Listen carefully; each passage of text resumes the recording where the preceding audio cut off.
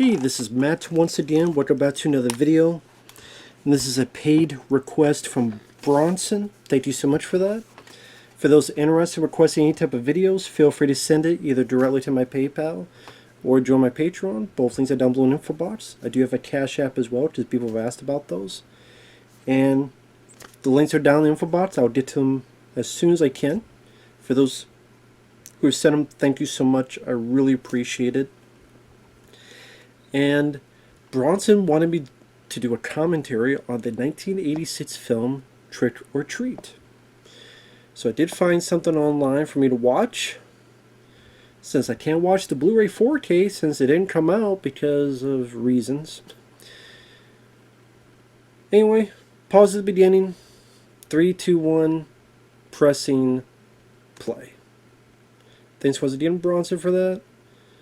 So the version I'm watching has the Dino De Laurentiis DEG fade out, and then De Laurentiis Entertainment Group presents Ragman. So the version I'm watching is called Ragman, starring Marc Price. And you have this narration, Tony Fields. Marc Price is the lead kid. Tony Fields is Sammy Kerr, our villain. Dud Savant, I believe, is the bully. Which Dud Savant, actually, he was in another film I grew up with, which I'll get to when he pops up, towards Gene Simmons, as the Wolfman Jack type of radio DJ.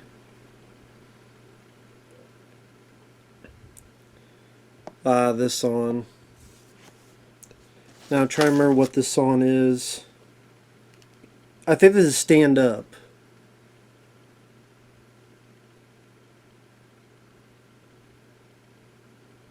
Which I do like. I do like the soundtrack. The soundtrack of this is very well done by Fast Way.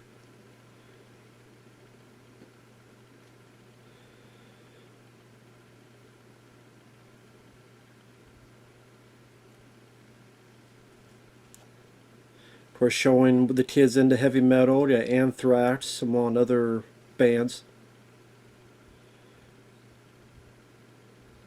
Yeah, this is Stand Up. Stand up and be counted. Yeah, a lot of nice rhythm. Now, since screenplays those three people, I read that apparently Glenn Morgan and James Wan did uncredited rewrites for this. I don't know if that's true, but that's what I read. And of course, if that's true, then those are two people that would go work on X-Files, among other stuff. And Charles Martin Smith is interesting because that's an actor who is in American Graffiti. He was in, I think, Starman. He was the accountant guy that became one of the Untouchables in the Kevin Costner film. And then Charles Martin Smith would go on to direct Air Bud and 50-50 with Peter Weller and Robert Hayes, which I think is a very underrated film. So again, very different films. A horror film, 50-50 a buddy action film, and then Air Bud and A Dolphin Tale 1 and 2 of family films. And most of his stuff I've liked. I don't mind Air Bud. Dolphin Tale was cute. I love 50-50. I think that deserves a Blu-ray. It's underrated. And this is a good one as well. Of course, Marc Price here is the guy who's ostracized, isn't popular. That might be Glenn Morgan on the left there in the glasses. I think that is Glenn Morgan.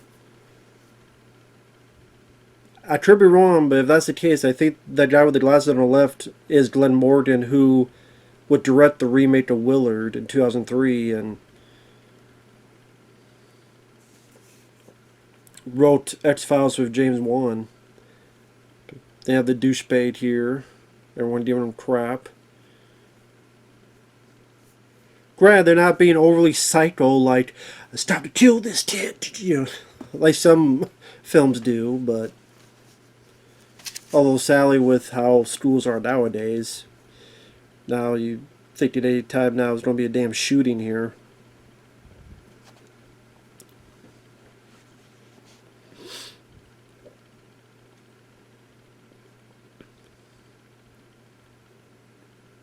Interesting choice to do this whole scene without sound effects and do it all to music. I just be honest, The Rock is like his life. And it works, like you don't need the sound effects to know what's going on.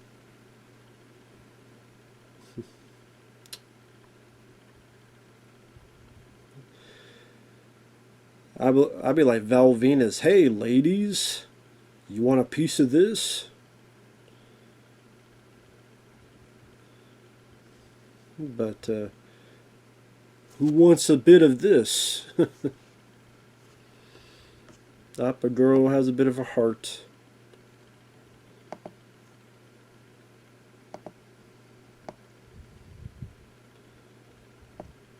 And there's Sammy Kerr there, played by Tony Fields, which of course he'll be our main villain. Sadly, Tony Fields passed away. Apparently he had HIV and he died from cancer that was kind of related to HIV.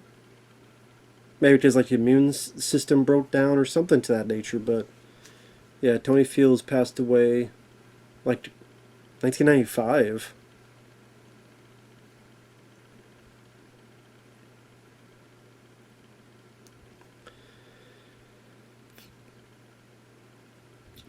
So at this point, Sammy Kerr isn't dead yet, because he's writing a letter to him.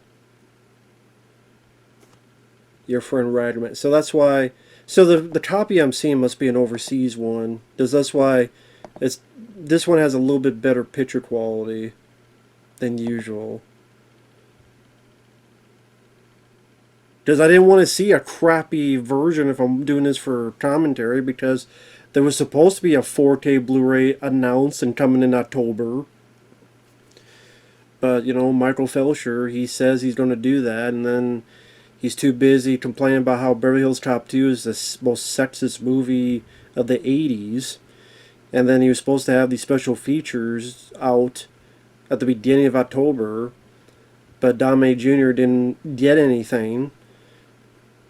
No, at the beginning of September, the beginning of September, he didn't get anything, so. And here is October 4th, you hear nothing.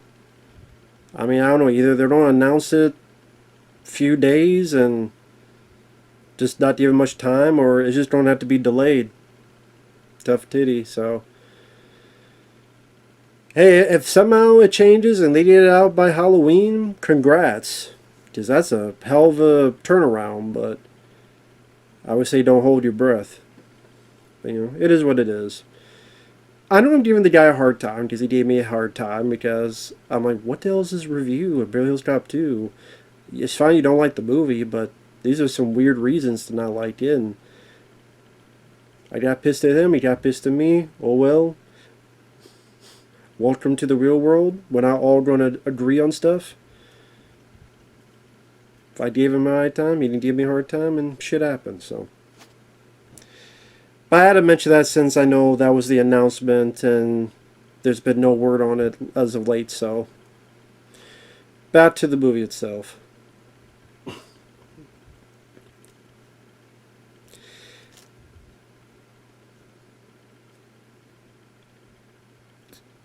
Damn, age 38.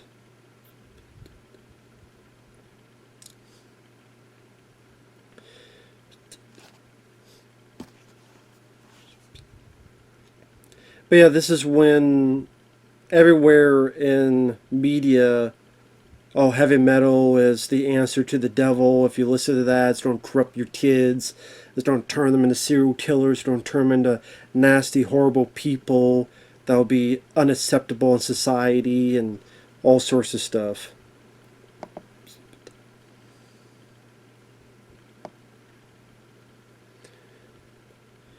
So here we have the song Tear Down the Walls by Fastway, which I thought was an okay song.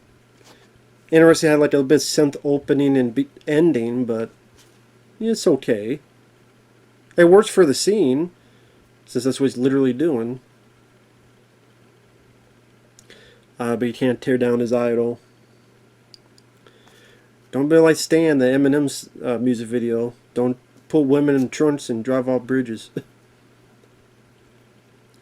But the lead kid, Marc Price, I believe he's on the TV show Family Ties. as the character Stippy. Now, I didn't watch much of Family Ties, but I know enough of it. I've seen clips and bits and pieces. So I recognize him being on the show and some of the clips I'd seen, scattered throughout the years. But Marc Price, I remember more for this film that's really not that great, but it's a very this kid here, of course, the lead. Marc Price was in this film called The Rescue. If you don't know what this film is, it's a film with Kevin Dillon from the Blob remake, Platoon, where these 5 kids, their fathers are like Navy SEALs, and they're held in North Korea. So these 5 kids, they escape, like they set up a plan to go to North Korea and rescue their dad, or their dads, I should say. And of course, it never got a release because of North Korea. It's about North Korea. Anytime a movie deals with North Korea, it's like, ooh, shoot, can't do it. 'Cause, yeah. So, more than likely, that film will never get a release. Now, I saw the film a few years ago, and it's not that great of a movie. There's not much action to the film. Like, a film where a kid rescues his father using military tactics, Iron Eagle's a lot better.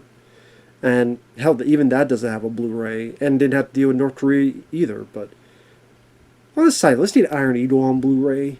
What's going on with that? But of course, here we got Gene Simmons, which I heard he was up for the Sammy Kerr role, but he didn't really like the script, so he took this as Newt, the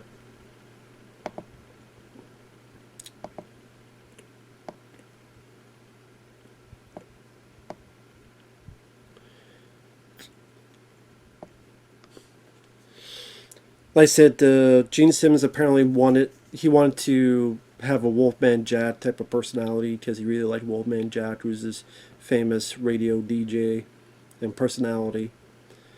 I thought Gene Simmons did fine in the role, and as a person, not really a fan of him, but I actually like him as an actor. I love him in Runaway. Runaway, I love. That was in 1984. That was the first film he was a part of. Tom Selleck, Gene Simmons is the bad guy, shooting bullets that go around corners, having these little spider robots that shoot acid. I love Runaway. That's a childhood favorite of mine. He's great as Luther, the villain in that. And he'd be the villain in Rutger Hauer's Wanted Dead or Alive. Yeah, this reality show, Family Jewels.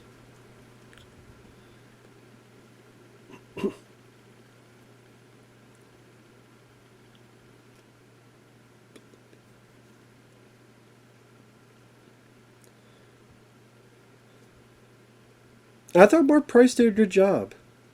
Like, he's picked on. He's not acting with psychotic tendencies. He's just a kid picked on. He misses his idol. He's thanking Gene Simmons and just doing what he can on a day-by-day basis, dealing with the school. That is Glenn Morgan. That's crazy. I didn't realize that's fucking Glenn Morgan. Because I've seen interviews with the guy, especially for the Black Christmas remake. His interview on that DVD is very interesting because he's very blunt about the failure of Willard the remake, which is a good film, and he likes the film, but it bombed. And so that's why he took this job that's more of a listening to the studio, doing what they want, added more gore and blood, which he's not big on, and thinking, well, this is what the audience like. You could tell, like, he's kind of not doing the movie he wants to do.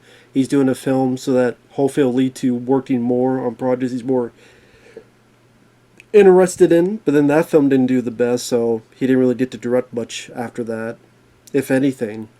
But it's a very interesting interview on the Black Christmas DVD.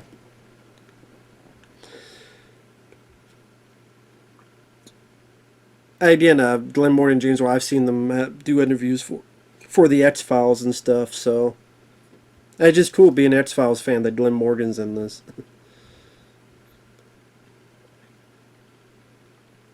So that gives me now a little bit more possible evidence that maybe him and James Wan did work on the script.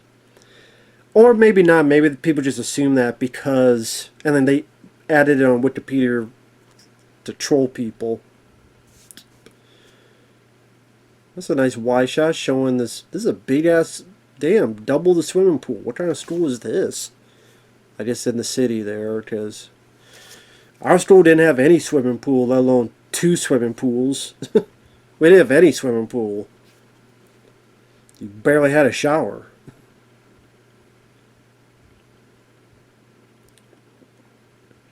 But yeah, this came out in 1986, which is such a great year for movies. Aliens, which you see back there. Big Trouble in Little China. The Fly remake by David Cronenberg. Films for me, like I love Cobra with Sylvester Stallone. Maximum Overdrive. So many films I love in that year, man. One of my favorite years, Star Trek 4, The Voyage Home.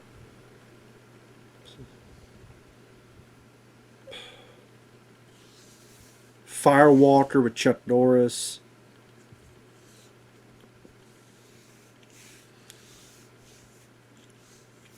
It's just a great year for movies.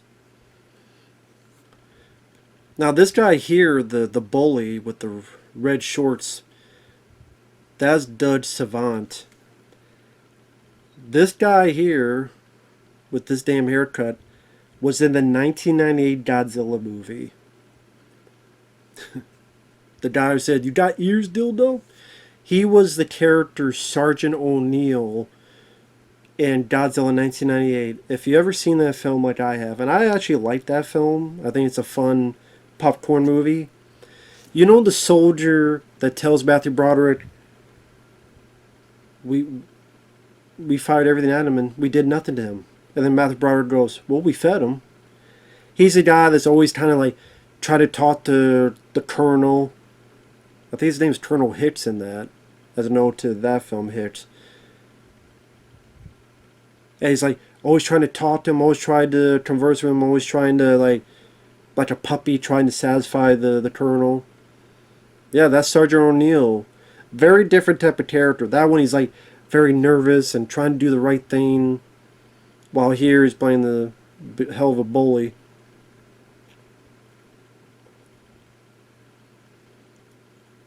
Yes, I mean if he can't swim, there you go. Decent shot too, filming. See, I don't know if they filmed it like at a obviously this is in a swimming pool, but I don't know if the underwater stuff was in a tank. Because sometimes they do that, like we'll shoot this in a tank to make it a bit better to be able to film it. Maybe either like film through the glass or whatever you did it, and then,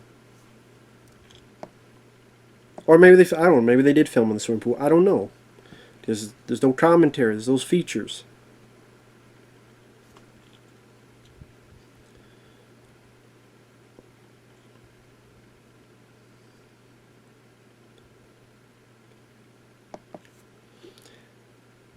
Can't really blame him for being pissed off. I mean, he almost fucking drowned.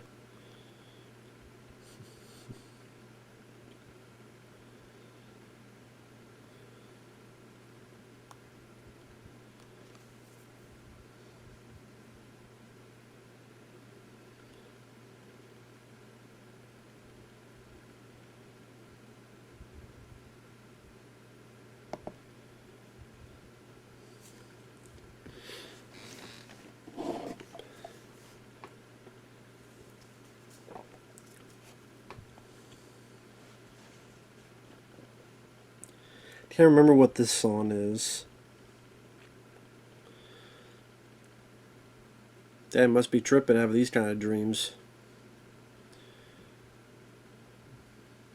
Well, thank God the fire is in specific spots so it's not too dangerous for, of course, the cameraman to get through without, dying and from smoke, inhaling the smoke.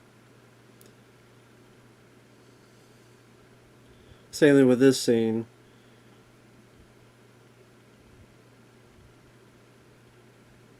Yeah, sitting there going, come on, Sammy, why won't you escape?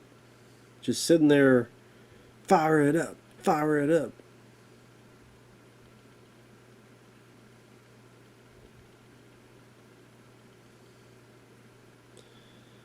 Stipping.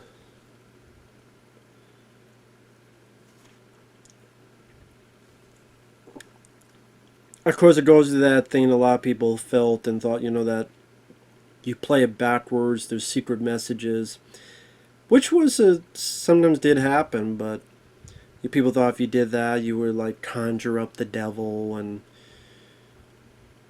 that's the thing with at this time. There was some heavy metal horror films coming out. There's like Rocktober Blood, and there was Rock and Roll Nightmare. There was, I forget what the hell the others were called. This is really one of the only good ones I thought of that type. That's about like some rock band, some heavy metal band. Terror on Tour is like the worst one. The worst one. Where the band looks like a $2 reject of Kiss. That's a horrible fucking movie. Which I'm sure Vinegar Syndrome will release one day. They released Ghost Dance recently, and that's an awful movie.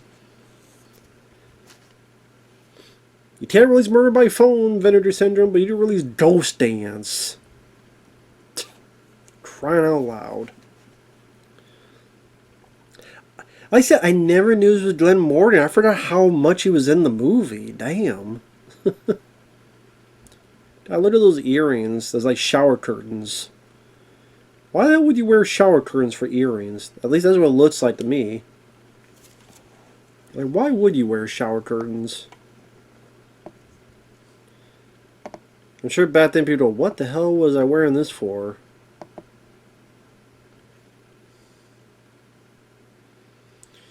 Of course, you had a lot of these movies where you had the kid being picked on by the boys and him trying to get, revenge. I mean, the Karate Kid, for example. Oh, there ain't no Mr. Miyagi in this. Well, that's a good stunt. Guy fly out the damn door like that. Well, it's interesting to me. Like, again, Charles Martin Smith directed this. Just like, I can visualize his face, and he's kind of like a much, just not a guy you would expect to direct a heavy metal horror film. I'd be curious like how he got the job to begin with. Because I think it's the first thing he got to direct. Maybe they thought, well, he's in American Graffiti and there's rock and roll in American Graffiti, so yeah, maybe he'll direct this.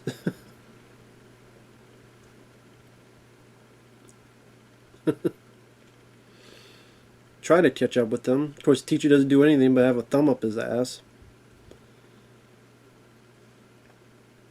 Oh, here's another song, Get Tough. A decent song, not one of my favorites. But it works for the scene. Like, it works with the visuals of the movie.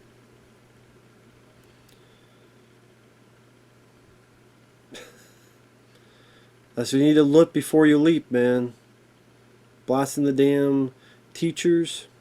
It's a bad call, Ripley. It's a bad call. Look at that sweat on his face. Makes sense because they've been running all this about. They would have sweat on their faces. Nice little detail there. Even the dirty ass t-shirt. Damn nice neighborhood.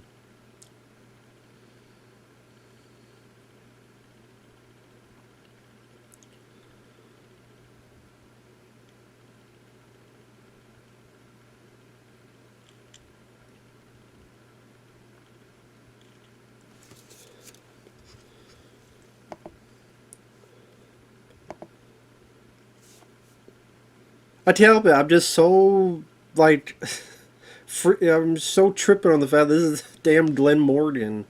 I'm such a big X-Files fan. I'm so mad at myself. I didn't recognize this. I think when I first saw this, and reviewed it, I didn't recognize it. Some bitch.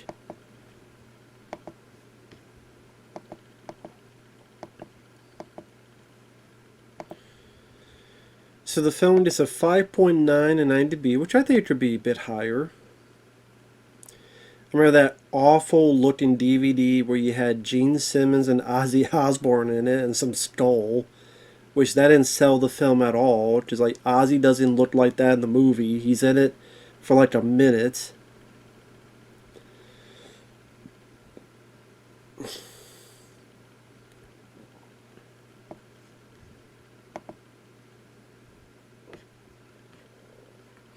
Trying to see. Wasp frontman Blatty Lawless confirmed he was offered the part of Sammy, but declined due to the fact that the script wasn't to his liking.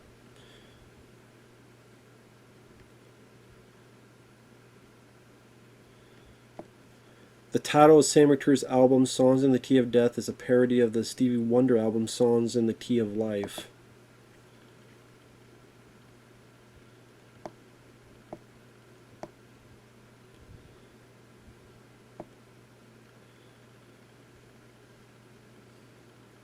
Oh, Black Roses. That was the other heavy metal horror film I was trying to think of. That's right, Black Roses. You had that one.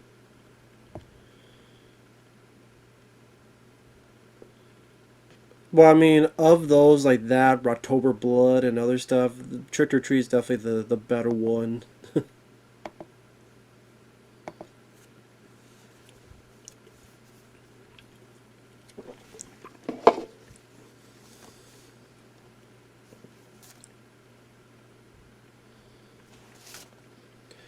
But I mean, it's definitely taking his time to establish what kind of character this guy is and his situation, develop a bit of sympathy. Because of that weird dream and the record skipping, he's trying to see what this could head towards. And he's not thinking anything bad will happen. He's thinking, wow, I'm going to be able to talk to my idol. I'm going to talk. I mean, for example, I'm a fan of AC/DC and other stuff.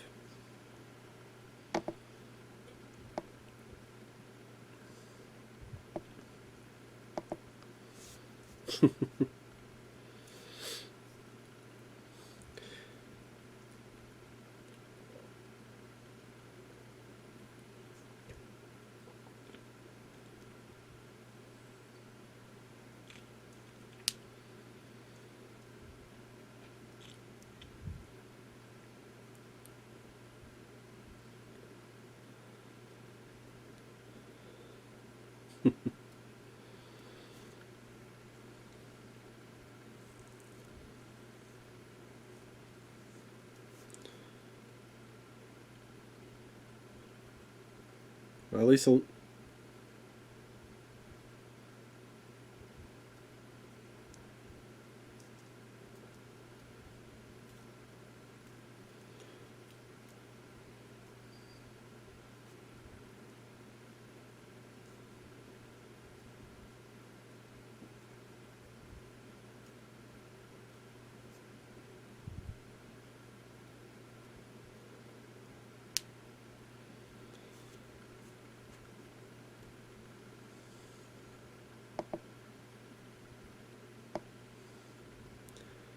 got a hell of a damn music system.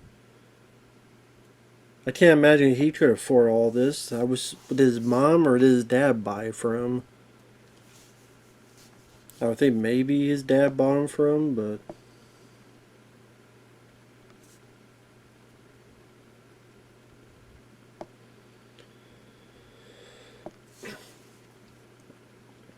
sorry, I'm listening to what Sammy Kerr is saying, so sorry that I'm not saying anything.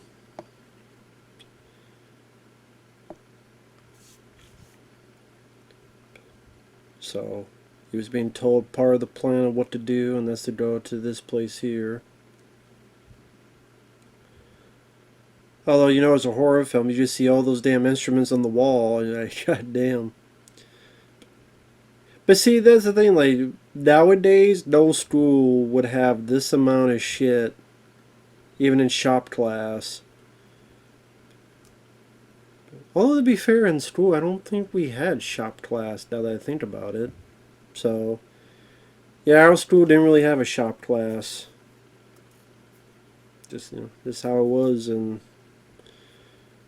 I mean, I graduated in, what, 2004? And then, yeah, this is 1986, and they had a shop. I don't know, maybe just our school was just so small. Unless there was something maybe it was up and I never took it. I don't know. Maybe it did. I just never took it. Because I fuck it. Damn Twinkies.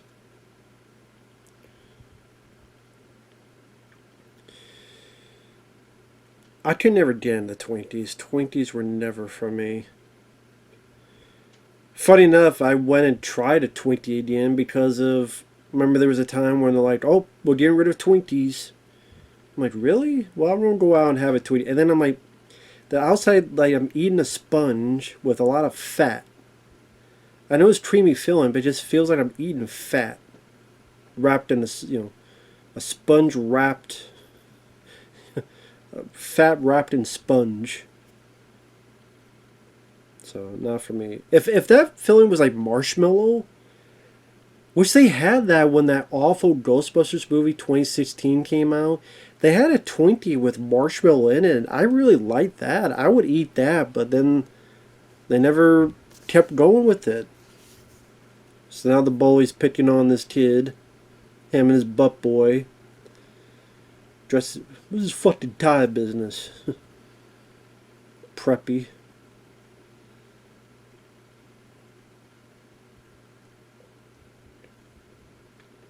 Yes, I do.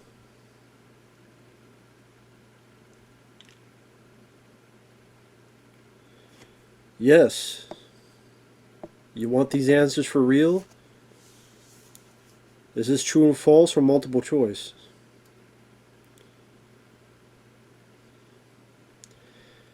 Like, dude, you tried to drown me, mother. Uh-oh.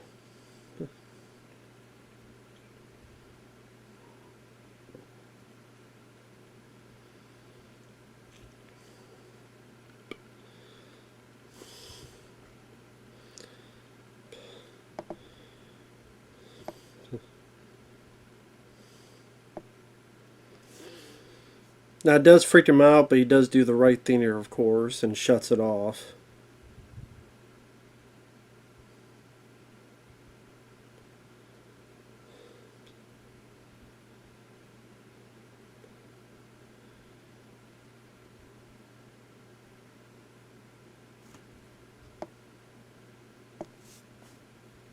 He saved your life, numbnuts. You're the one that got your tie in.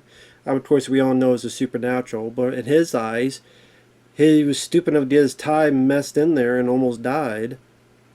And this kid saved his life, and he still ain't happy about it.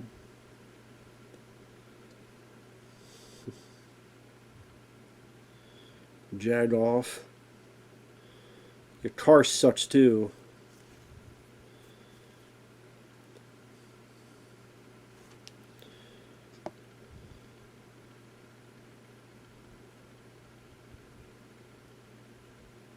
Oh, is that the lead kid's car?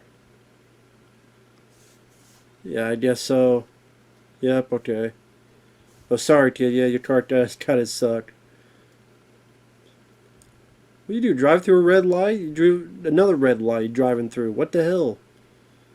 Get a car crash soon after that. Driving through damn red lights. What are you thinking?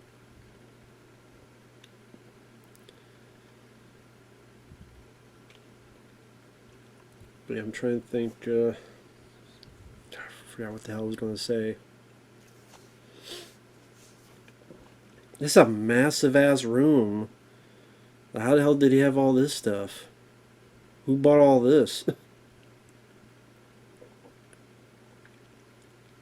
So he's got a car. He's got a massive stereo system. He's got a TV. And he hasn't even graduated high school. He's got all these albums. Like, holy shit. Look at those albums. Damn.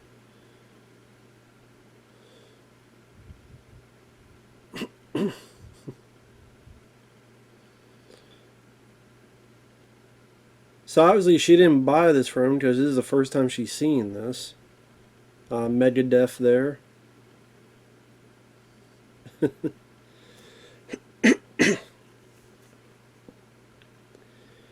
Of course, the mother's not going to be approving of this.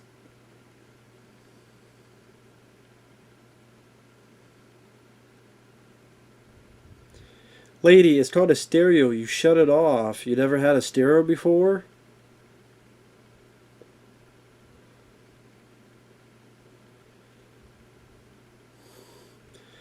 Okay, it's called a plug. You unplug it, lady.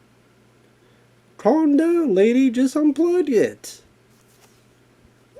It's called a plug-in. Usually these things have it. You just unplug the shit.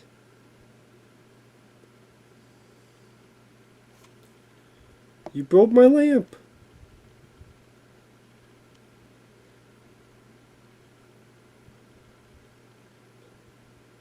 Yeah, you broke my lamp.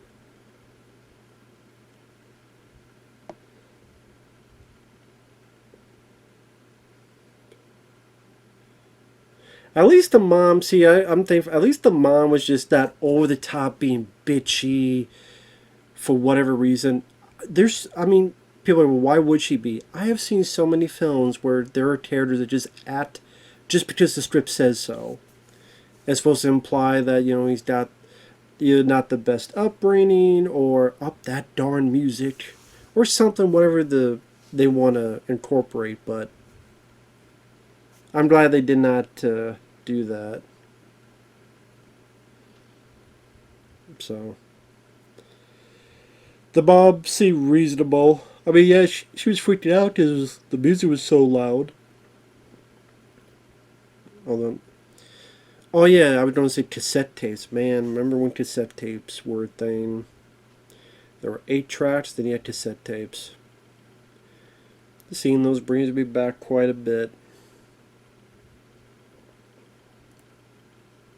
I remember having a collection of cassette tapes. I had AC/DC Who Made Who, I had Rocky 4 on the cassette tape, Ghostbusters 2, and others.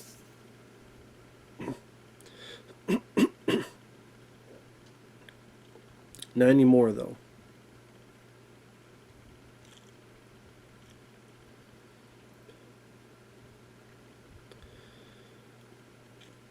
Damn, when women wore short shorts.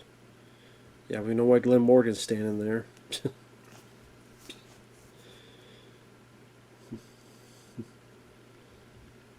And damn, those shorts are low. Or skirts, I should say. Cheerleader outfits.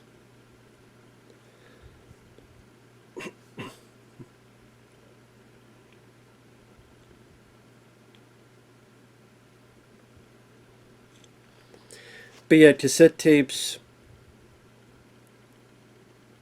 Yeah, there's part of me that miss them for nostalgia's sake, but CDs were definitely better. I'm not one of those guys. Oh, I think cassettes were still better. No, CDs were, because I remember being such a marvel of getting a CD. Like, wow, I could just quickly get to the song I want. Back then, it's like, oh, I listened to the song, but damn, now I gotta like rewind because it's at this point, and I'm not there. Rewind, and I gotta guess how long. Oh, I went too far. I gotta fast forward a bit. Oh, went. Yep, I didn't rewind enough. I fast forward too far. Just all the stuff you had to handle, and then with a CD, you just boop get to it, and there you go. And now with MP3, or mainly I listen to songs on YouTube. It's even quicker and a lot cheaper. I'm surprised he would keep the cassette. Yeah, I would think he would just thrown it away or burn it or tear it apart or something. I mean, the fact that he kept it is interesting.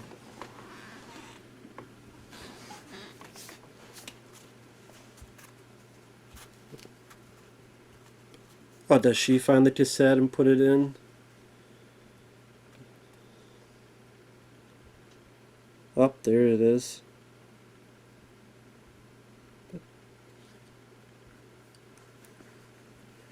That's weird that he would just have it there. In a Walkman? I mean, he's in a vehicle. You think he would just listen to it in his car.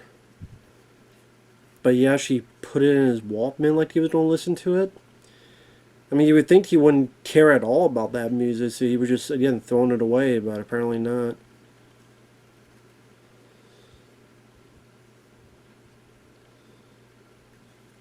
Okay.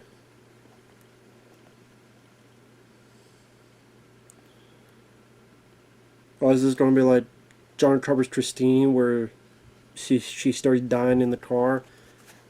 I don't remember everything about the film.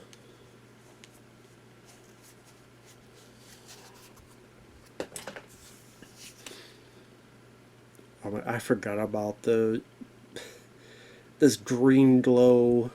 Completely forgot about that. That green fart. Yeah, this is not the highest production value of special effects. This green glow. I would prefer it if, like, just for some reason it just gets brighter and you just see the clothes open without the green mist. I don't think you needed. I think people would get the idea without in the green mist. Just have that kind of dip brighter on the side of her headphones, and then this happens. Like, you would get the point. The green mist is just distracting.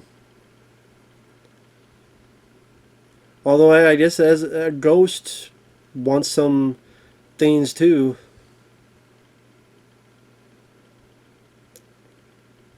Guess I can't really complain. Guess if I was a ghost, well, no, I wouldn't do it still, because unless they want it. It sure seems like she does.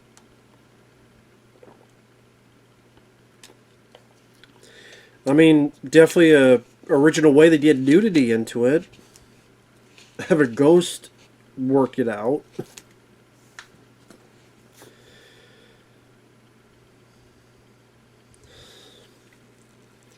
Not often you see a ghost get laid.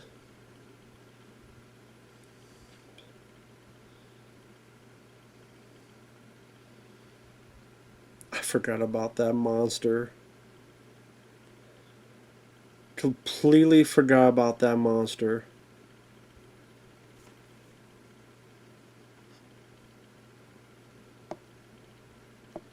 Ooh. Melded right into her ears. Nice effect there. Sure simple, but I think Kevin Yeager was a part of it. The effects, I believe. I think Kevin Yeager was a part of it, who worked on some of the Nightmare on Elm Street films, among many other stuff.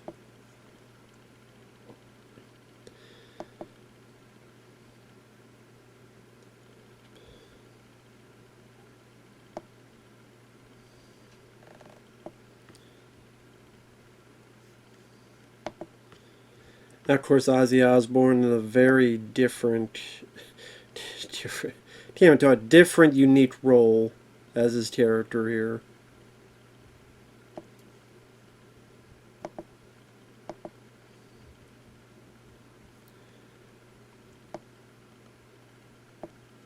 As a reverend who's against this stuff. I'm sure Ozzy just had fun because I'm sure he heard this all the time about how awful his music is, how terrible, how it was just the worst of the worst, and then being able to play one of those type of characters and have fun with it.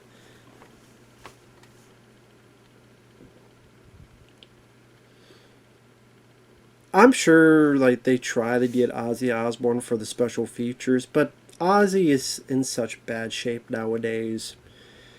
His memory is gone, first and foremost. He's not going to remember anything about this. Not at all. He's not going to remember a damn thing. Because what? He did the film probably a day or so.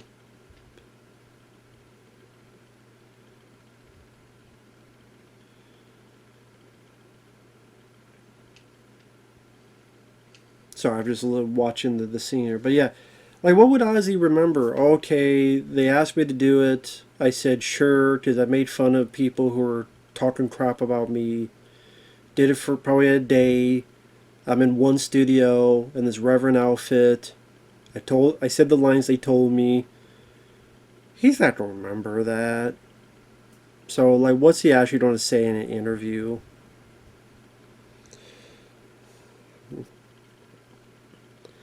And again, he's dealing with, like, Parkinson's and all the years of drugs, so his memory's not the best, and, like, all the other stuff he just did to his body. It's just how it is. So, that's an instance I can understand that they don't get him on the features. I think it makes sense to me. And like I say, he's not going to really have much to say. What more? It's a very quick, brief cameo role. There's not a whole lot to talk about. And obviously, they got him in there to be able to sell it to the heavy metal audience. Like, hey, Ozzy's in this. None of his songs are in it. It's not a big part, but he is in it, so they can still market it that way. Featuring appearances by Gene Simmons and Ozzy Osbourne. Ooh, what? You know.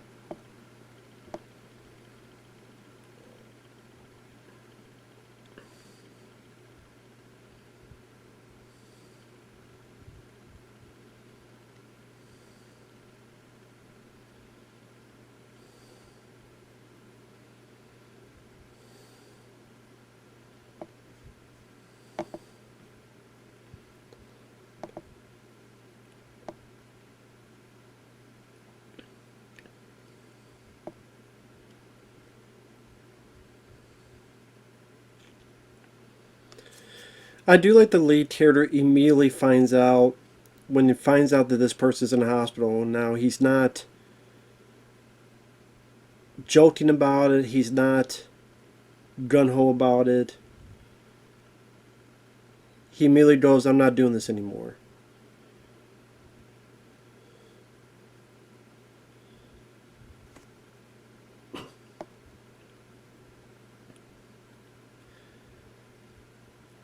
Because it still keeps the likability of the lead character. He's not just letting these horrible things go willy nilly like it means nothing. It does mean something. He's like, no, this is wrong. This is awful. Not going to do this anymore.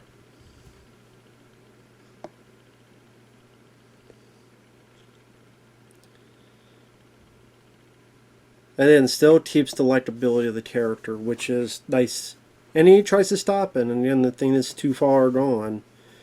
That's the thing. It does it in a pace with the writing where, in relation to the logistics of the character, you can understand the rationalization of everything. He's picked on. He's mostly alone. It looks like he's an only child. I don't know what happened to his dad. His dad either died or left or something. Maybe his dad bought him all this stuff and got him into this in the first place. Maybe something else. I don't know the details unless maybe they say it in little bits here and there and I've completely forgot or missed it. Then your idol dies. You get a chance to talk to him. And he's like, oh, I'll help you with your bullies because I have bullies as well. Then you scare him. Cool. But then you don't want to go too far. And if he just kept doing it and doing it to like really much more meaner things to people that didn't deserve it, and yet the lead was still allowing it to happen, then you have more of a culpability, much more accountability, much more of a you're supporting the evil deeds. No, as soon as he hears this woman got hurt, said the girl was to the hospital, so that means she's still alive. I'm assuming she's just hurt. He wants to stop it, and now this thing is too powerful and just not gonna, that looks really cool. As simple as it is, just putting light through the stereo, doing it in camera. I like the way the director's moving the camera, the zoom in, panning down, certain angles he's choosing. Up, well, it's Pepsi, fuck Pepsi, but that's what you get for drinking Pepsi. Don't ruin everything. Evil Pepsi. Telling you. I do like that the stereo has like veins coming out. And then you have, believe that's done with animation, that electricity, which always looked cooler to me than CGI. Now you have people like pressing at the speakers. Kind of like Videodrome, where Videodrome you had the face coming out of the TV and James Woods is seeing it. And or like the hand come out with the cancer gun. Sometimes these things are done much more effective in a simple fashion. Which maybe nowadays younger people go, oh, that's so cheesy, that's so corny, it's so goofy. But to me, it works. It's more practical. You tell it's physically there among the environment, so it doesn't automatically become a video game or a cartoon. And so much of this stuff would be done by CGI. And it'd be like, well, we don't have to do it CGI. Ah, just do it anyway. Yeah, but we don't have to. Yeah, but we need to. We're on location. We're on a set. We need to do it quick. Just get it done, and we'll do it in post. We'll do it in post. Just leave it in post. Or to you artists, you deal with it. This is what I'm going to do. You finish it. Now I'm going to go over here and do this. Instead, the director has to be worked with. Okay, make sure that's done right. Oh, we screwed up. Do it again. Set everything up again. Prop everything up again. I'm not saying CGI artists, they go through a tough job as well. They do. Especially with people like companies like Disney making them work tremendous, horrible hours and just making them lose their minds because they put too much pressure and projects onto them. So the CG artists, they do what they can. So respect to those guys. I'm just saying, I do have a preference, and practical is my preference. So here we have Sammy Kerr himself, played by Tony Fields, right there in the flesh, so to speak.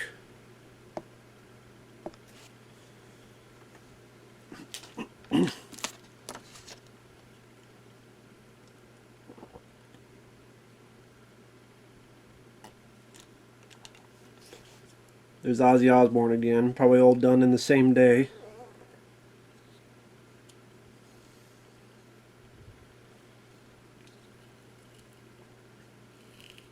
I'm guessing this is also a way to show Sammy's power.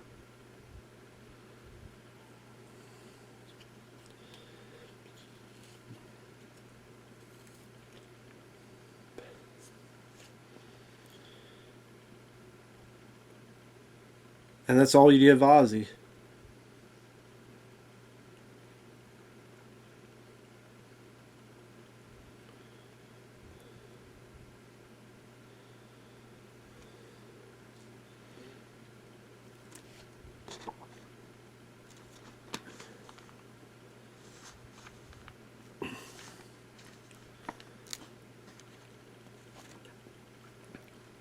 I mean, how do you explain to someone?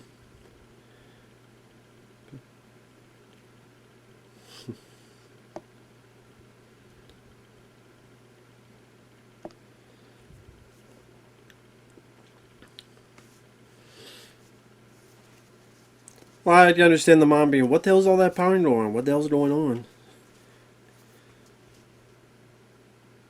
Yeah, it doesn't seem where she's like, what happened to your stuff? Why'd you wreck your stuff?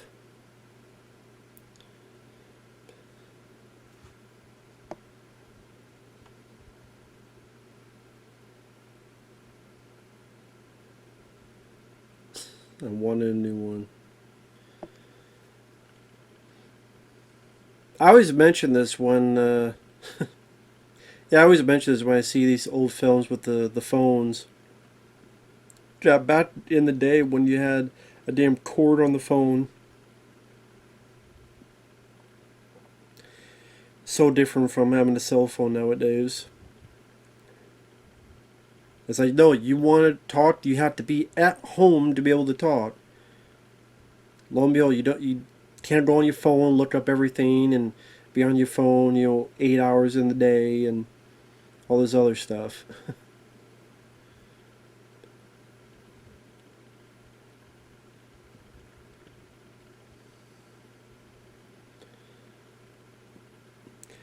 Yeah, I guess I hear you, buddy. You're talking crazy. Taking crazy pills or something? I think the mom is being pretty reasonable so far with the behavior here.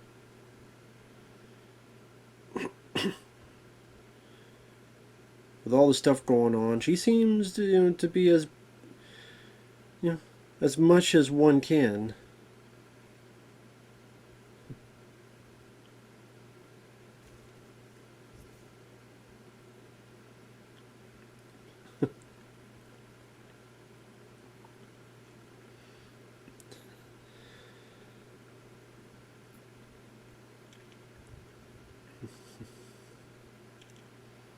Don't forget your wire. There you go.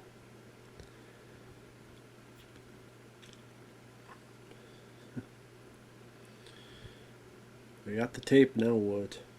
Well, we'll soon. I try to remember. Does he try to play the tape? Yeah, I think he does. Yep, that's the mistake. Yep, that's the mistake he makes. Curiosity kills the cat.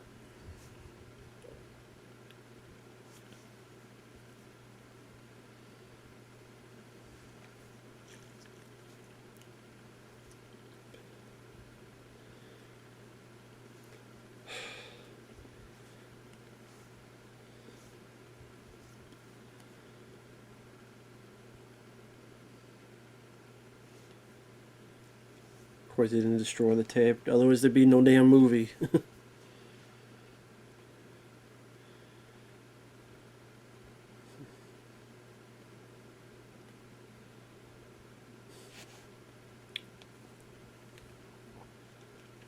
Sorry, I'm not saying anything. I just noticed all this old technology, like the TV there, where you had to get up and go. By the day, maybe you only have like 6 channels or something.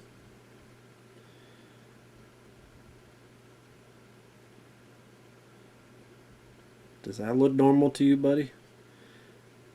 What the hell is he doing, Lee? So he's putting peanut. Okay, so he's making like a chocolate peanut butter milkshake or something. Death by stereo. Blew a fuse. Damn, where's your fire alarms? They're not lighting up? You get the damn batteries changed. Do you not have fire alarms in this damn house? Oh shit.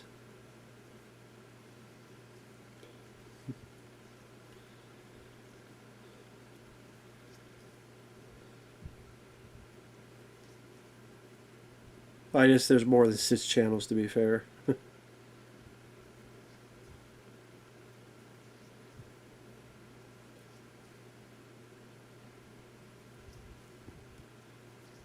Okay, the Reverend died.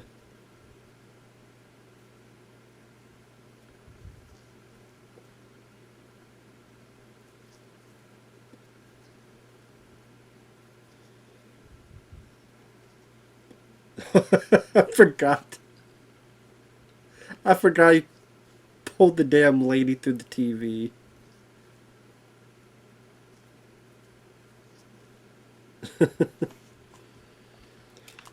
I just, to be fair, if I saw a dead rocker pull an old woman through a damn TV, I would do what the hell he says too. Or at least lie and try to figure out a way to get out of it. But again, he's vacuuming the old lady's ashes. Forgot about that too.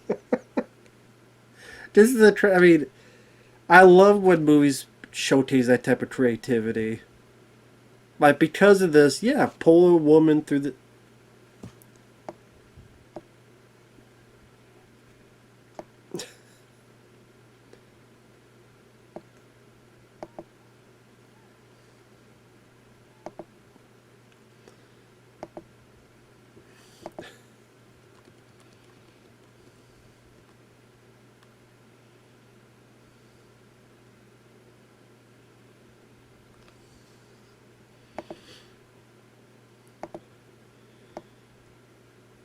Well, right. I mean, it just. I mean, I guess it makes sense this guy would have a Rambo costume. This is '86, and the year before you had Rambo First Blood Part 2. That was literally one of the biggest hits of 1985. That and Rocky 4. Try to remember what was a bigger box office hit. Back to the Future. Back to the Future, Beverly Hills Cop, and then Rambo First Blood Part 2 and Rocky 4.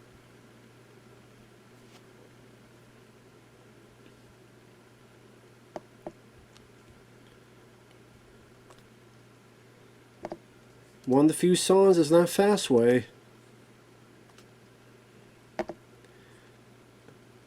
So real quick, like the box office in 1986 to film this came out was Top Gun, number 1, Crocodile Dundee, number 2, Karate Part 2, okay, Top Gun, Crocodile Dundee, Karate Part 2, Back to School, and Aliens. But as for me, like this year, you got, you know, all those films. You know, Crocodile Dundee is in my top 5 favorites of that year, or at least. Actually, I think that might have been a honorable mention when I did that. Like Aliens is my favorite of '86. Stutcher 4 I enjoy. Ferris Bueller's Day Off. Cobra, Golden Child, which is my favorite comedy. Yeah, Aliens, Cobra, Golden Child would have been in my top 5. Rocky 4 would have been in my top 5. Short Circuit is great. Running Scared is good. I like Jumpin' Jack Flash. I like Friday the 13th Part 6. I like Iron Eagle. Elm Street 2, Freddy's Revenge. April Fool's Day. Firewalker. Big Trouble in Little China, of course. A lot of great stuff in there.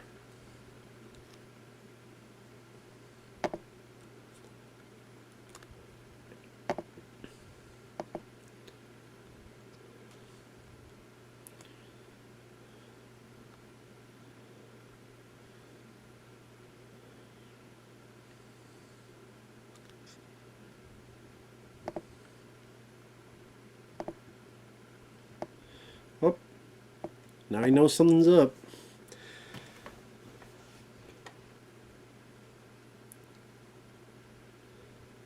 Take the whole damn thing. Goodbye. And don't say smell my feet.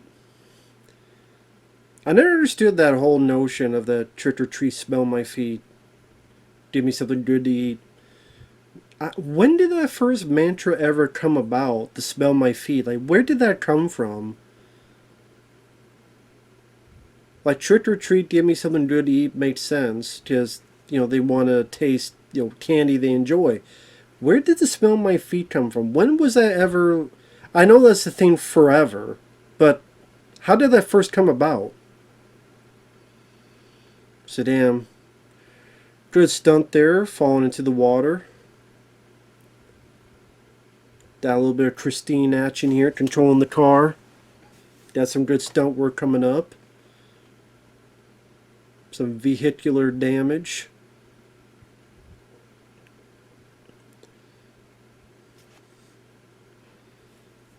And yeah, Christopher Young, I think, Christopher Young did the score? Of course, Christopher Young, he worked on Hellraiser and a variety of Elm Street 2, Freddy's Revenge.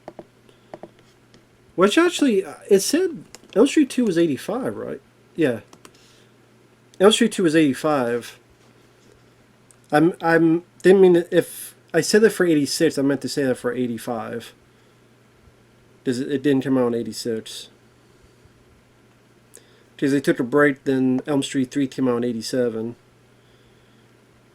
Nice work here with the car on fire and whoever's driving it. You know, make sure you don't get burned. Make sure you don't blow up. Grassed out all over like Christine, because there's no way the guy could survive this character, but I think some good stunt work there, you know, taking the top of it off among all the other stuff. Nice bit of business there.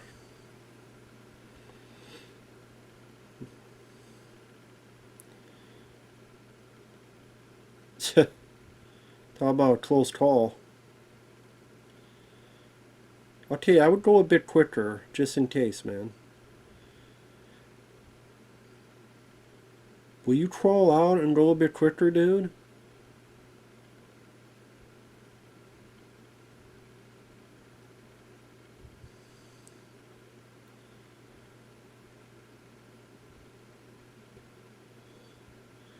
To be honest, I would have pushed the car up into the river because that right there is going to be a hell of a damn beacon and let people know.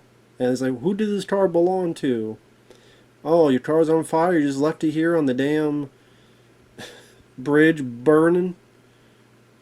Oh, that's Charmorn Smith, the director with the fake nose and fake glasses. Yep, that's Charles Martin Smith, the director himself.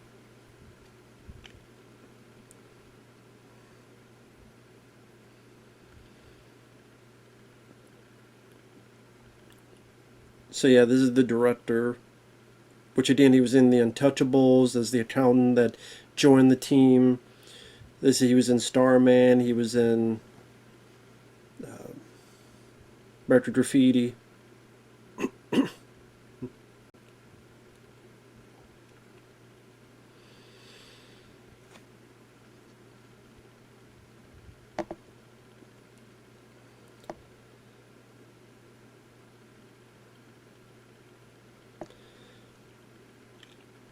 This is another thing we never experienced in our school. These big parties with a band coming into play.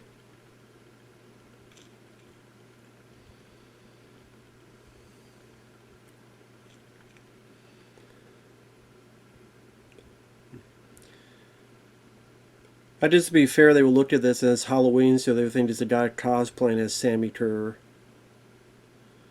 Of course, they think this is like part of the show, which you think, wow, this is a hell of a show. You got some explosives, you got kick-ass song coming up. Because I think it's Trick or Treat coming up. Damn, damn. Yeah, I guess people getting into the song. Or getting ready for it.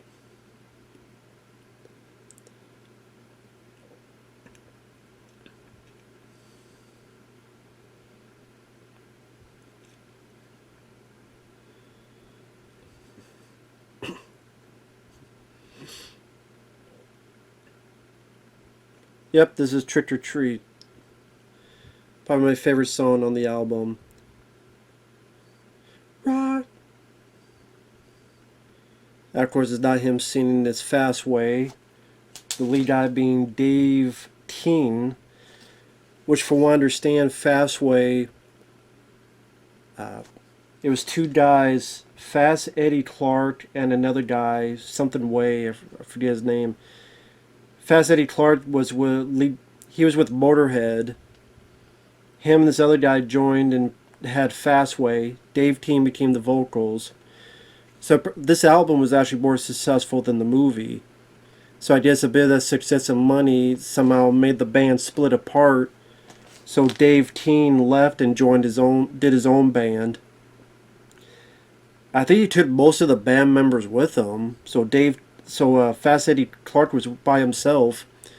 Had this other Leia someone as a band mate to be Fast Way, but it just was never popular again. I think both Fast Eddie Clark and the other guy, they passed away. I think Dave Teen, who sings this song, is still around. I didn't know he was like Irish. I think he formed like a Irish band later on, but I think he's still around. It's a trick or treat. But obviously this is this after mouthing the words, lip syncing.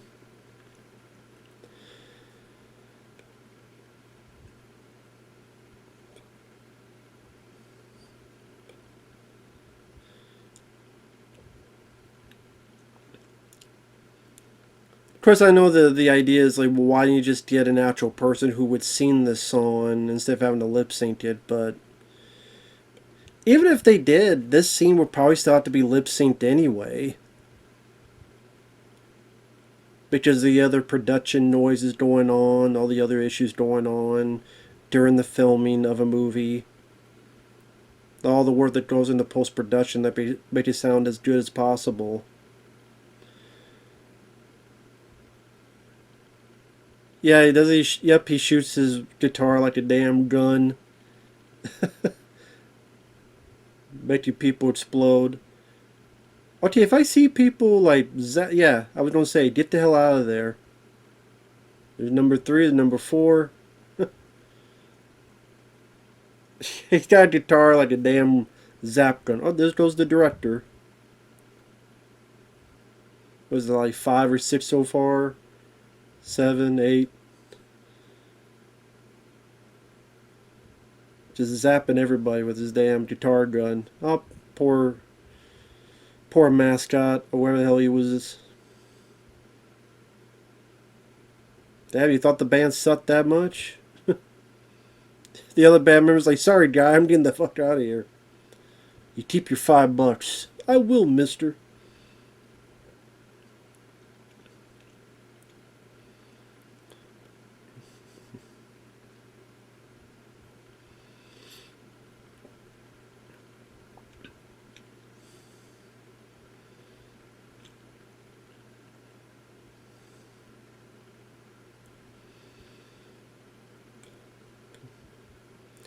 Think you are Tarzan? Leave us alone. Oh, guy doesn't like clowns. Yeah, run, dude, run.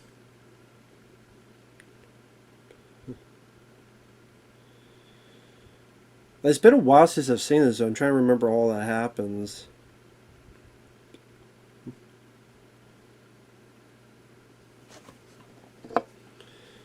Yeah, question. Well, I don't have any answers, so I'll move along.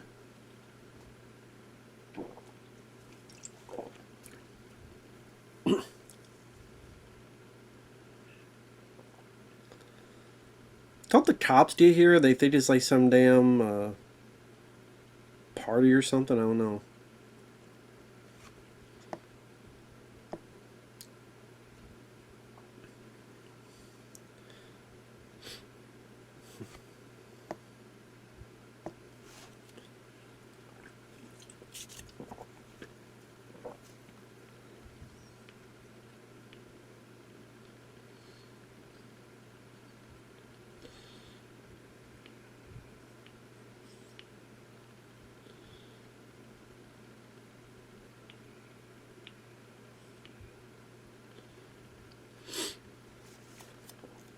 I do like to have a moment where Glenn Morgan is like, of course, being upset, and because he didn't want to die, but he still did it.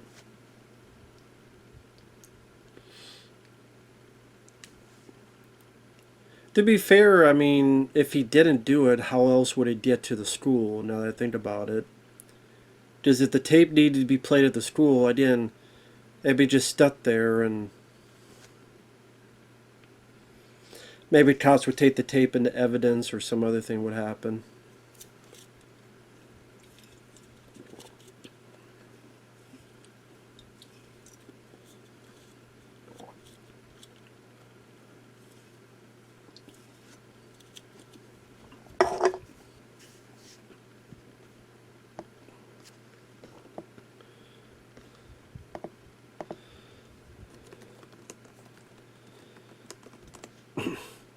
I gotta deal with this guy again now.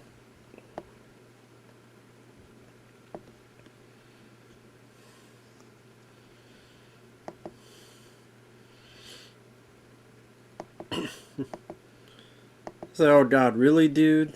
Really, you don't do this now? He tried to warn you. Tried to warn you.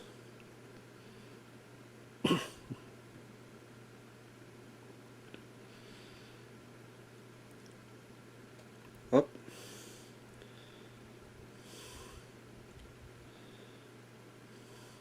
Blew his top. Yeah, watching it, it's not really a gory film. That's the thing. There's not really any gore to the film.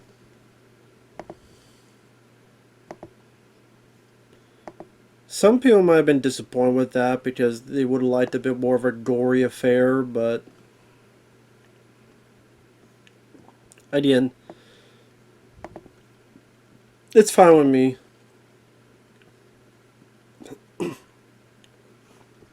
The kills are still kind of fun in their own way. With the explosions and all the sparks and everything. There's still a bit of fun I have with the type of things they're doing with it.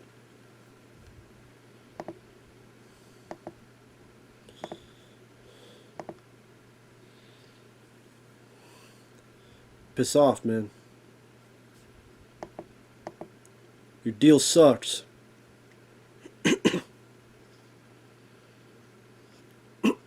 I'm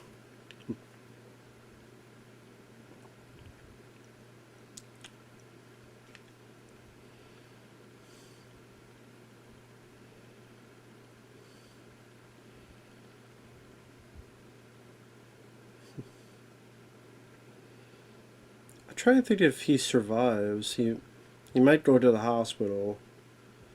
Like, you might think he's dead now, but then he's alive later. I think. I'm not sure.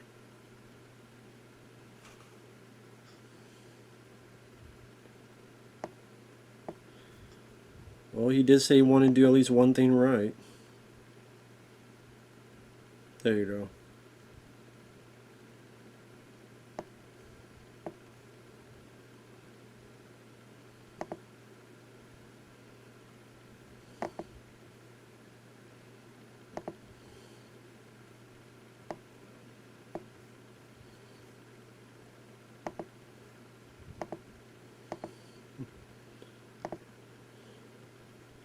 I was like, who the hell is Sammy Kerr? He's dead, you dumb bitch. You crazy ass.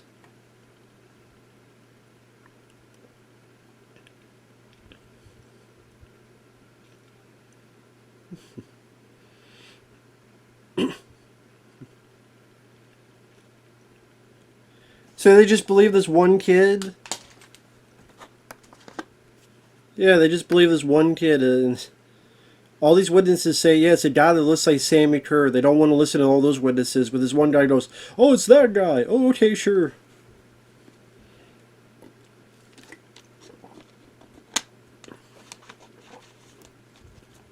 I don't think this is ever, though. Uh, I don't think they ever get into how did this guy clear his name, because the cops are looking for them. I don't think there's ever a time when they clear their names or anything.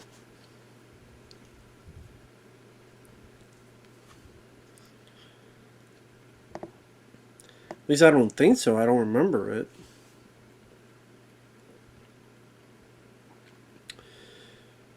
Because, yeah, I think they go to the radio station where Gene Simmons, his place is at, his station.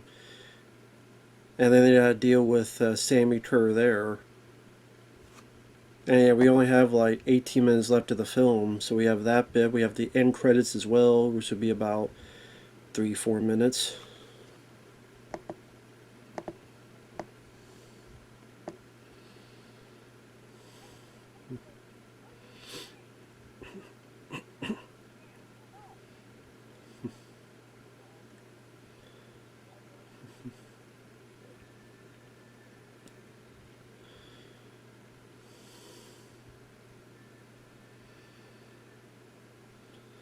How the hell do you fall asleep like that? I don't know how you fall asleep holding a magazine like this.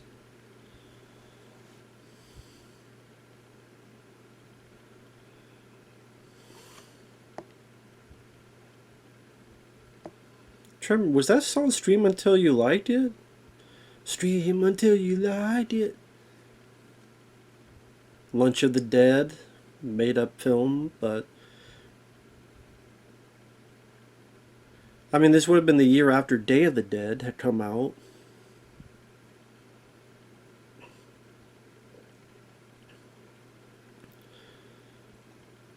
I had to tell, they're really hoofing it to get this radio station.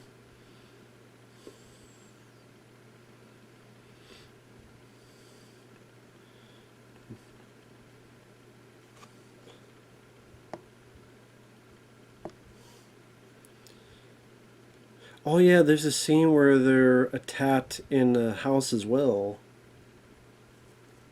Or, oh, there you go. Nice stunt there. See, like that's a good jump scare because that's one that even I forgot. I went, oh shit.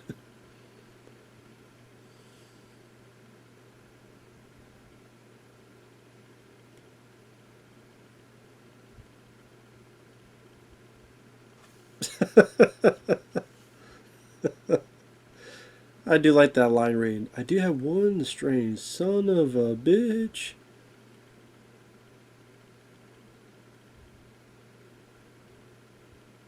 Uh oh.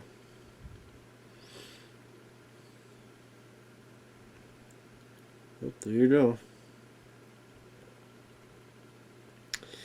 Yeah, it seems the director purposely made this a very bloodless film so that either A, he didn't want a blood and guts movie. A lot of directors do feel that way. And two, probably would helped with the MPAA as well because their deaths could be labeled either too cartoon, supernatural, unrealistic. So it's not like for fear that someone will recreate or do these crimes as well, or however the hell they think.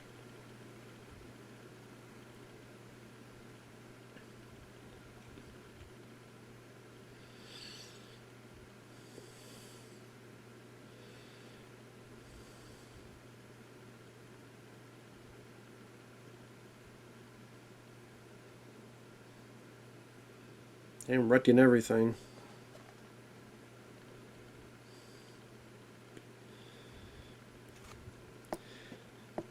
All the you destroying the electrical devices reminds me of an '80s film called was it Pulse,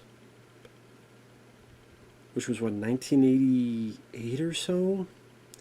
Pulse, the ultimate shocker, which I remember was about Joey Lawrence and his family moved to this new place, and I think across the way was this place where someone died and had this electrical pulse that had a life of its own and would do certain things. I think that film's a bit of an underrated movie. I thought that's a pretty good flick, Pulse.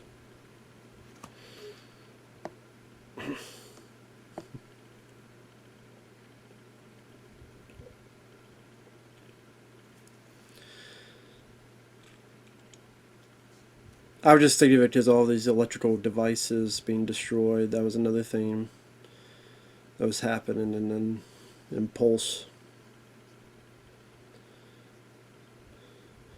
But yeah, it's here then only to the radio station. Yeah, I think by this time though, the radio station must be playing the damn song.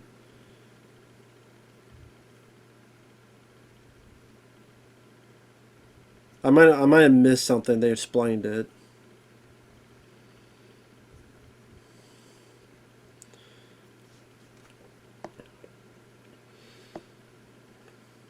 That's a cool little effect there.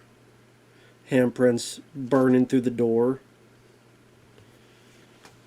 Nice explosion there, all done in camera, all done practical. Idea if you try to do that with like a CG explosion, it just would not work at all. And also the lighting. I think the lighting is fairly good in this. Try to create a bit of an atmosphere here. Okay, it's time for you to move. Don't just stand there and watch the guy with his hand in the damn toilet. Go. To be fair, I don't know, toys don't really have that bit of a suction to force you hand down again. I mean, if his hand was still in there, like maybe, but even then, it's like,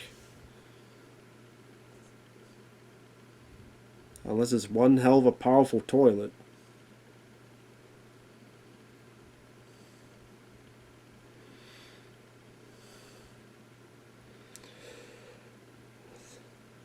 I'll be like, what are you waiting for, dude? Come on. Oh, yeah, he was probably trying to get the radio out, yeah. There goes the car.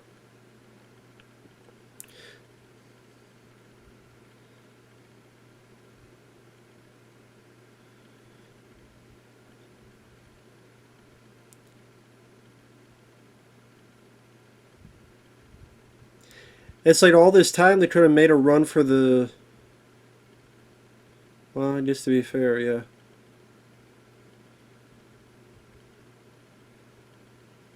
So are we meant to assume like Sammy Kerr ran away with that car? Oh, nope, he's here. He's coming back. I forgot about you, fool. Kiss my ass.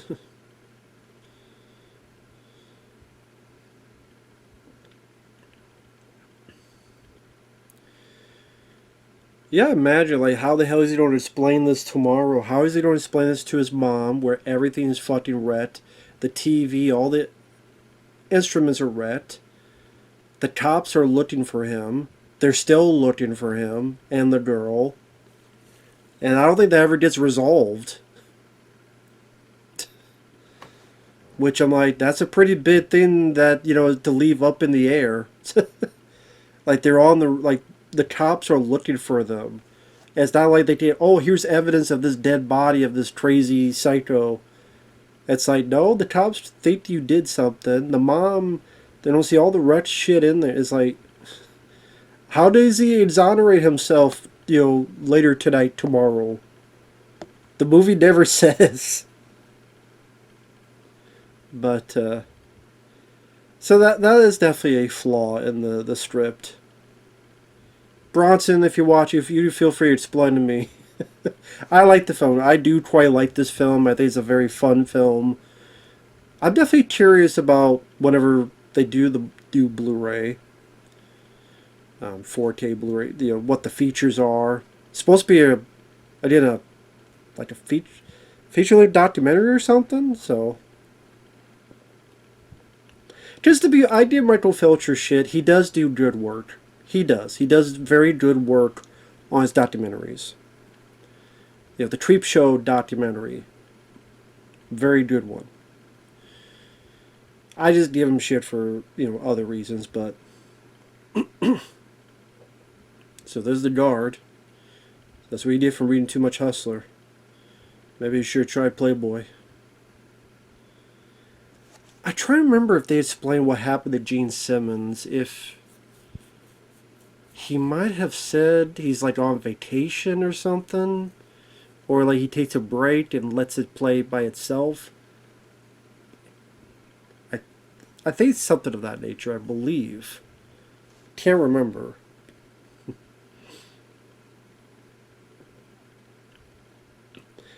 Gene Simmons might have said that earlier in the film.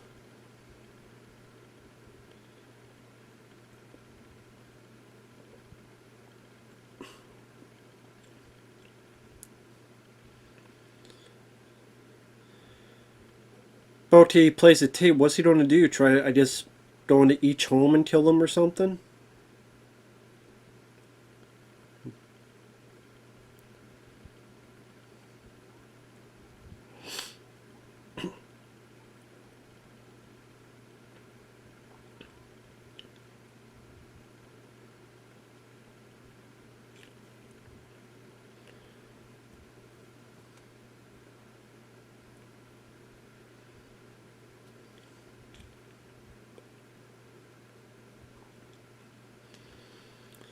Means maybe, baby.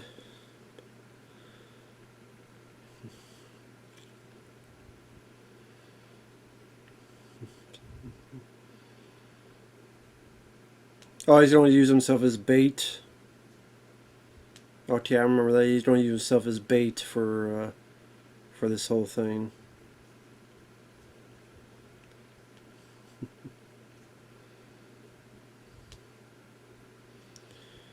try to piss him off enough to come for him directly.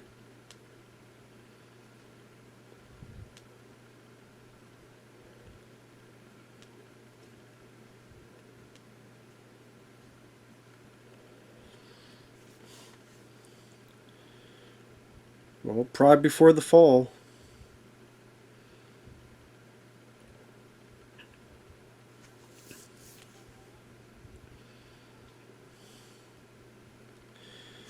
Should have been like, name all the rock singers you think is better. You're a fucking poser. You're a pussy. Bon Jovi is better than you. Aerosmith's better than you. All this stuff. Steven Tyler. The ukulele is better than you. Adam Ant is better than you, bitch.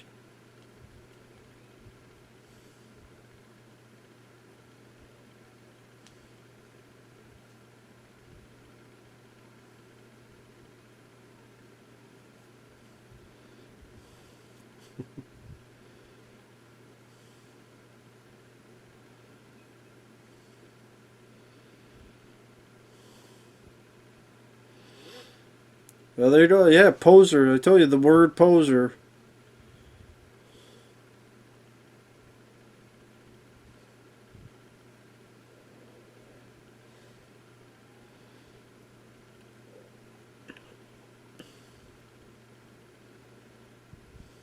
Yep, there he goes.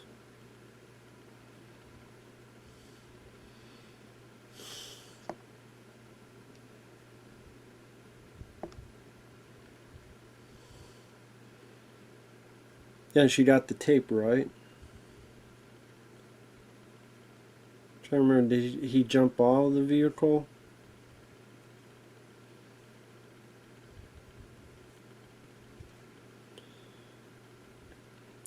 Imagine if Gene Simmons is on vacation, imagine him coming back seeing all this. What happened to my fucking studio? What happened to my guard? How come he's fricassee?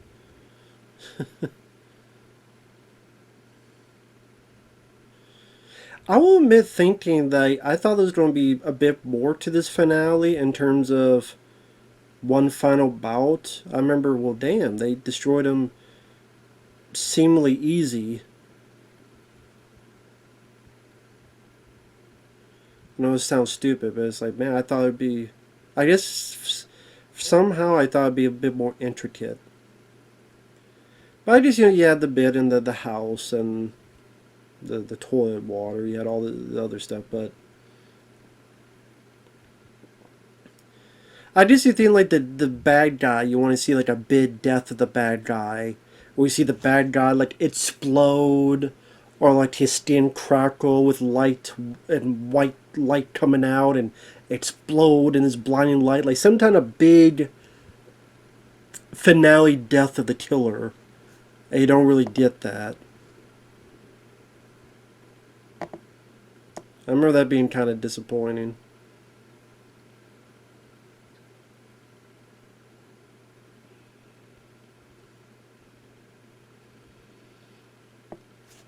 And here I think you get After Midnight, which is another great song. Yeah. Yeah.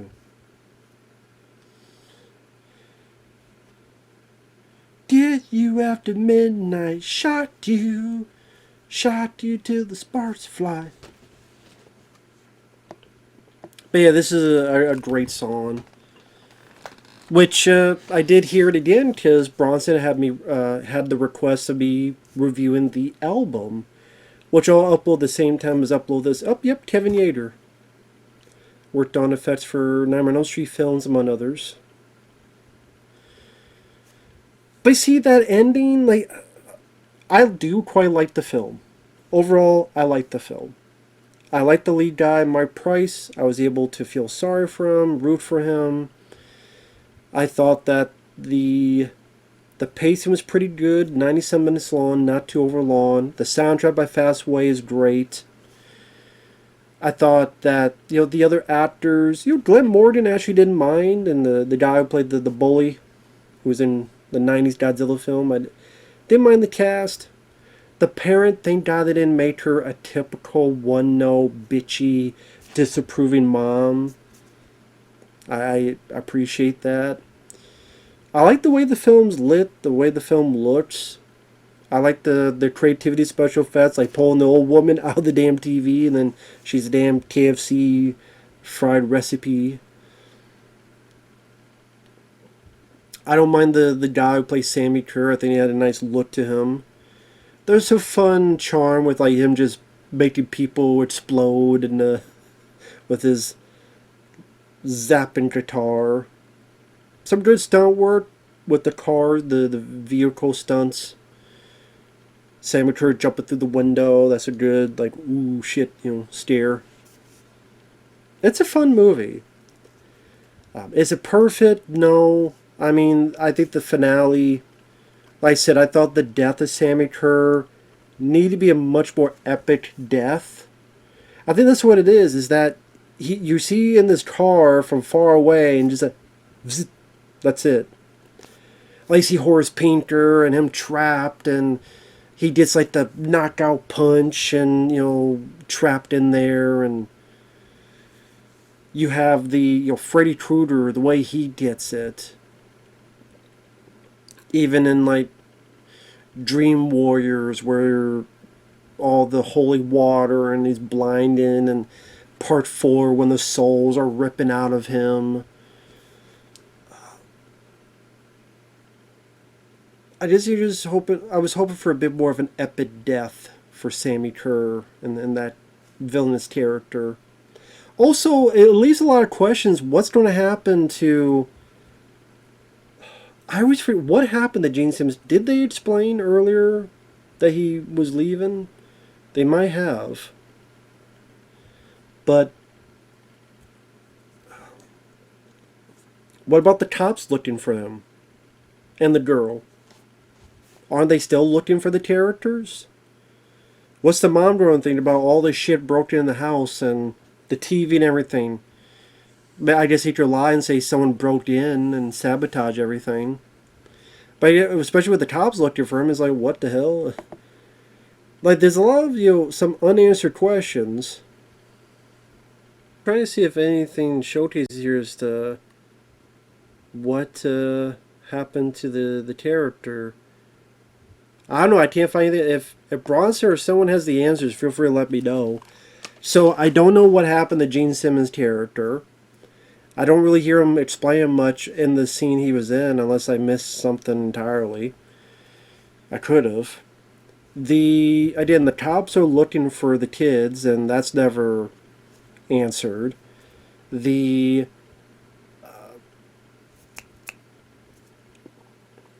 I mentioned, this him destroying all the shit. It's like there's a lot of unanswered.